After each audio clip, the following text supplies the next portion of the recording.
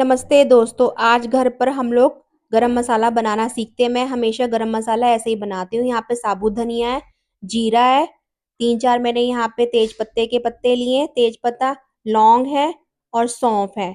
यहाँ पे सौंफ की मात्रा और जीरे की मात्रा समान रखनी है और धनिया साबुत धनिया ज़्यादा लिखना है। काली मिर्च है, हरी इलायची है, 2 बड़ी इलायची है और थोड़ा सा सौंठ है यहाँ पर और 1 बड़ी दालचीनी है यहाँ पर।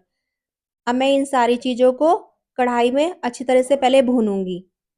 ये मसाले में बस हमें थोड़ा सा ध्यान रखना है कि हमारे सारी चीज़ों को अच्छी तरह से रोस्ट करना है यहाँ पर।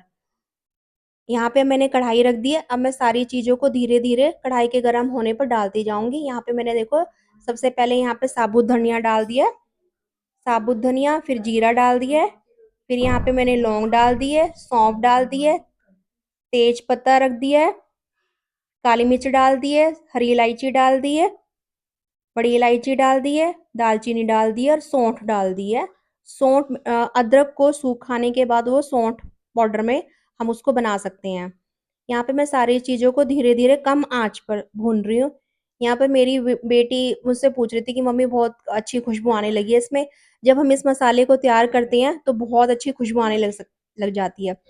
मैं भी किचन में जब काम कर रही होती हूँ तो मेरी बेटी जरूर नोटिस करती है कि मम्मी किस तरीके से काम कर रही है, तो वो भी मेरे साथ किचन में ही थी।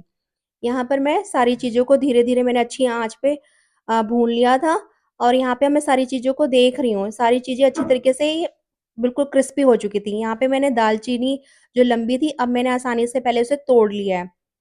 तोड़ने के बाद में जो चीज़ें थी मैं इसको यहाँ पर तोड़ रही हूँ। यहाँ पे मैंने तेज पत्ते को भी उसको आधे-आधे उसको तोड़ लिया, आधे-आधे टुकड़े कर दिए हैं। यहाँ पे अभी मैंने थोड़ी पहले कचौरी का भी पाउडर बनाया था, तो वो ही मिक्सी जार में लगा हुआ है। यहाँ पे मैं सारी चीज़ें मिक्सी जार में डाल देती हूँ यहाँ पर। अब हमें पहले इसे दरदरा करना है, फिर इसका पाउडर बना लेंगे। पहले सारी चीज़ों को हम यहाँ पर धीरे-धीरे एक बारी धीरे-धीरे चलाते रहेंगे मिक्सी को, फिर उसके बाद इसका पाउडर बना लेंगे। यहाँ पे पहले मैं सारी चीज़ों को अच्छी तरीके से इसमें घुमा रही हूँ कि सारी चीज़ें आपस में बिल्कुल मिक्स हो जाएँ। कुछ हार्ड चीज़ें होती हैं, कुछ सॉफ्ट चीज़ें होती हैं, तो आपस में पहले वो मिक्स हो जाएँ। यहाँ पे देखिए मेरा बिल्कुल अब यहाँ पे गरम मसाला बिल्कुल रेडी हो चुका है।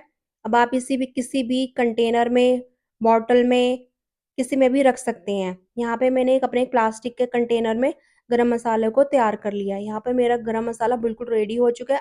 अब भी आप जो भी कोई खाना बनाएँगे, उसमें 1 चुटकी आप इसको डाल सकते हैं और खाने का स्वाद बिल्कुल और भी बढ़िया बन जाता है। यहाँ पे देखिए मेरा जार और मेरा गरम मसाला बिल्कुल रेडी हो चुका है। आप भी घर पर इसे आसानी से बनाएँ। धन्यवाद दोस्तों।